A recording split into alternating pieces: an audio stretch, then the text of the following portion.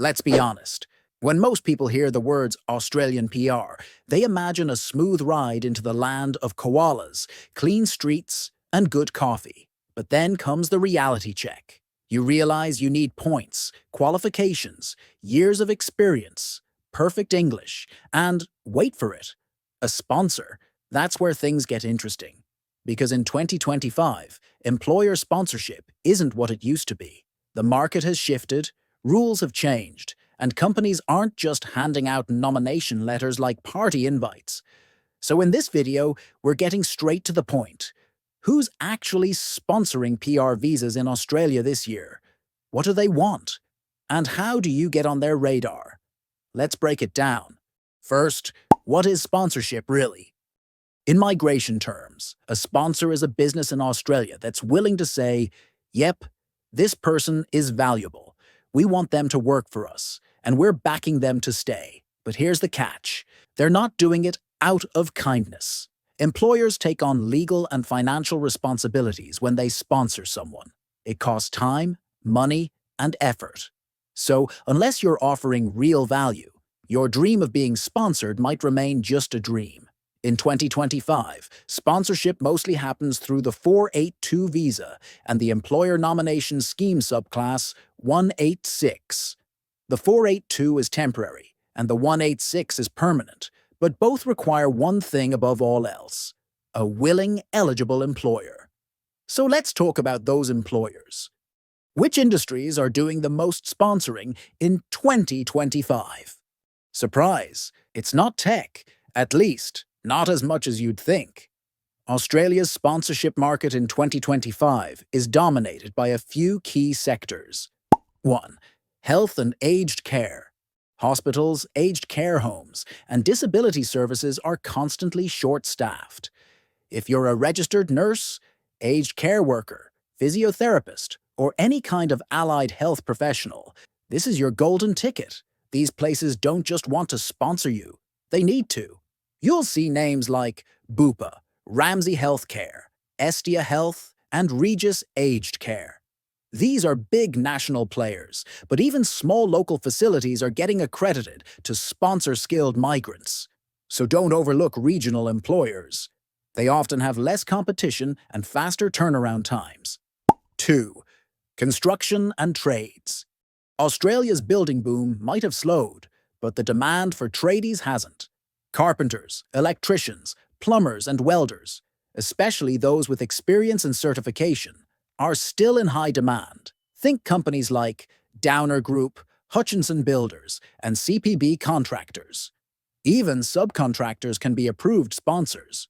The trick is showing them you're not just handy with a hammer, but can actually solve their labor shortage problem. 3. Hospitality. Yes, really. The post-pandemic worker shortage hasn't gone away, especially in regional areas. Hotels, resorts, and restaurants are still in need of skilled chefs, cooks, and hospitality managers. Look out for Accor Hotels, Merivale, and the Star Entertainment Group. Keep in mind, not every hospitality job qualifies.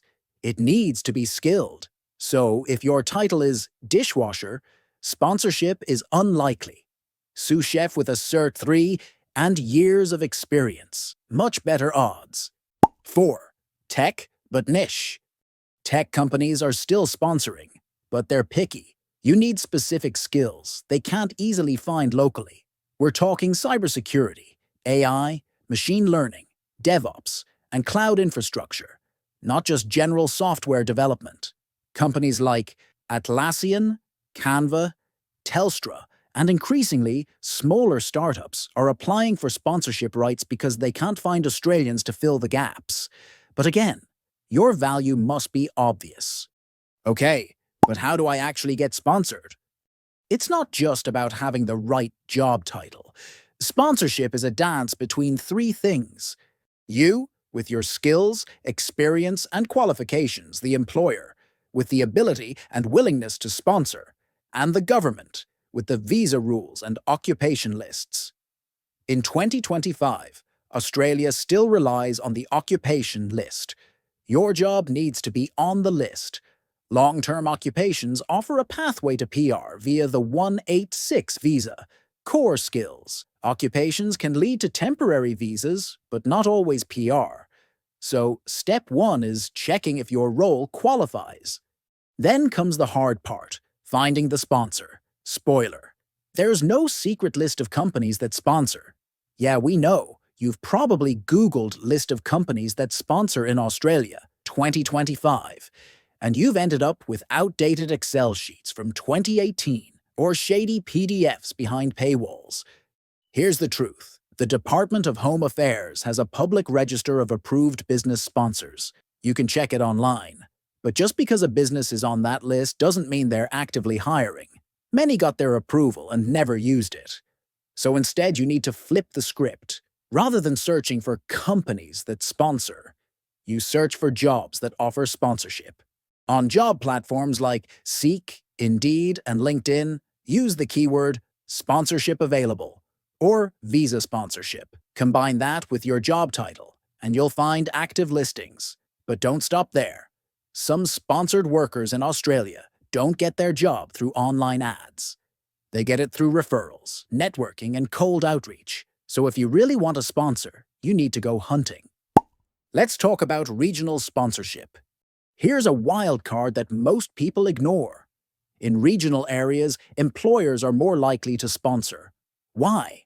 Because they're desperate, and because they get government incentives to bring in skilled migrants. The 494 Regional Employer Sponsored Visa is a game changer in 2025. It lets you live and work in a designated regional area for up to 5 years, with a clear path to PR after 3. You'll find sponsors in places like Townsville, Ballarat, Wagga Wagga, Orange, and Launceston. These aren't tiny villages. They're growing regional centers with proper infrastructure, cheaper housing, and real job opportunities. And they're crying out for workers. So, if you're flexible with location, you're already ahead of the pack. But what about scams? Yeah, let's go there. Because for every genuine sponsor, there are 10 shady agents promising to arrange sponsorship for a fee. Don't fall for it. No legitimate Australian employer will ask you to pay for a visa. In fact, under Australian law, it's illegal for employers to charge migration-related costs to the visa applicant. They must cover those costs themselves. So, if someone is asking you to pay for sponsorship, walk away. And please, don't sign employment contracts with ridiculous conditions just to get a visa. We've seen people forced into underpaid work, long hours, even unsafe conditions, just because they were desperate to stay.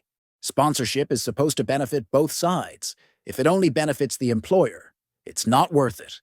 Final thing. Do sponsors guarantee PR? Nope. Let's be clear. Sponsorship is not a shortcut to permanent residency. It's a door that opens, but you still have to walk through it properly. But you need to be realistic. Sponsorship isn't for everyone. It takes patience, paperwork, and a bit of hustle. If you're not getting responses from city-based companies, aim regional. If you're stuck in an occupation that's not on the skilled list, look at training pathways to upskill.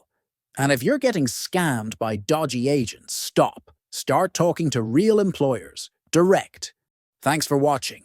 If you found this helpful, hit that like button, subscribe for more practical migration updates, and drop a comment below.